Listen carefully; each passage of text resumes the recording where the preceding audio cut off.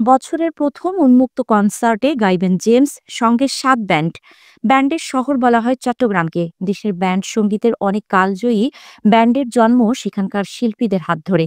ব্যান্ডের অনেক নায়ক মহানায়কেরাও উঠে এসেছেন বীর চট্টলের বুক থেকে। ওরে ওরে হাওয়া বন্ধু আসছে। যে কোনো কনসার্ট হলেও সেখানে দেখা যায় শ্রোতা দর্শকের উপচে পড়া ভিড়। সেই চট্টগ্রামে অনুষ্ঠিত হতে যাচ্ছে নতুন বছরের প্রথম উন্মুক্ত কনসার্ট।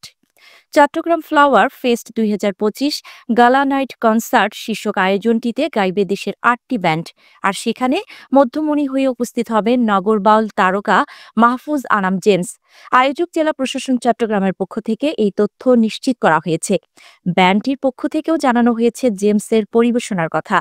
কনসার্টকে কেন্দ্র করে এরই মধ্যে শুরু হয়েছে অনলাইন প্রচারণা। জেলা প্রশাসন চট্টগ্রামের পক্ষ থেকে জানানো হয়, ফৌজদারহাট ডিসি পার্কে চলমান মাসব্যাপী ফুল উৎসবের সমাপনী উপলক্ষে আগামী ৬ ফেব্রুয়ারি এম এ আজিজ স্টেডিয়ামে অনুষ্ঠিত হতে যাচ্ছে গালা নাইট কনসার্টটি। সেখানে অংশ নেবেন জেমস ও তার দল। তোমরা আমার চেয়ে ভালো গাইছো।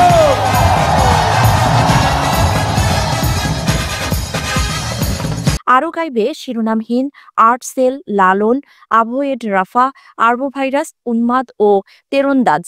উন্মুক্ত এই কনসার্টে আসা শ্রোতাদের নিরাপত্তায় সর্বোচ্চ ব্যবস্থা নেওয়া হচ্ছে বলেও জানিয়েছেন আয়োজকরা।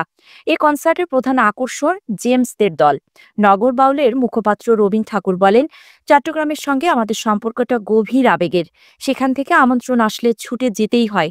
চট্টগ্রামের শ্রোতাদের সামনে সবসময় নগর বাউল শ্রোতাদের জন্য নিজেদের উজাড় করে দেয়। এবারও তার ব্যতিক্রম হবে না।